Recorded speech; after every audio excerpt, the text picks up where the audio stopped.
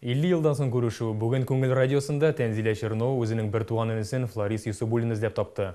Бір шәһәрдә яшәп тә күрешә алмаган ике туган ниһаять Излим сине тапшыру ярдәмендә табышты. Күңел кылларын тибрәткән очрашуда безнең иҗат төркеме дә булды. İkisi de şalda ömür kişilerine qaramastан күрешү 50 yıl uzgaç кына насыйп булды. Әтиләре бер булган ике туган сабый чактан ук аерылырга мәҗбүр.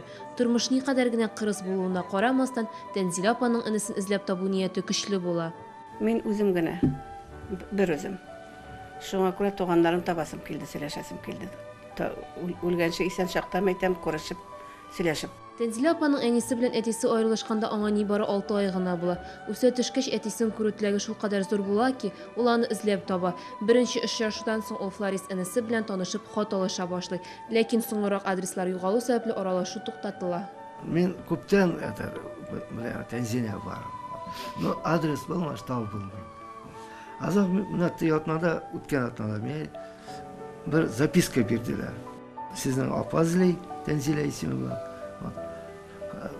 Радиостанцияда күнелләр бар. Вот шунда телефон бирделәр, шунда шалтыраган. Ике туганның бер-берсен эзләп табуда Күңел радиосы мөһим роль уйный. Югалту табышулардан торган Излим сине тапшыру ярдәмендә кешеләр дусларын, туганнарын эзләп таба. Әлеге проект ярдәмендә 60-ка якын кеше очрашырга өлгергән инде. Очрашулар әлбәттә бик күңелле үтә, менә бүгенгесе бигрәк тә үзенчәлекле булды, чөнки безнең әле моңа кадәр дуслар гына очрашса, дуслар, классташлар очраша иде. Бүген инде бездә туганнар очрашты. 50 елдан соң менә шундый туганнар очрашуы бик үзенчәлекле һәм бик күңелле, бик дулкынландыргыч булды бүгенге очрашу. Излим сине тапшыру атнага 2 тапкыр шимбә һәм чәршәмбе көннәрендә эфирга чыга. Тапшыру турындагы тулырак мәгълүматны Күңел сайтыннан табарга мөмкин. Гөлназ Гыйниятуллина, Илназ Тимербаев, Яңалыклар.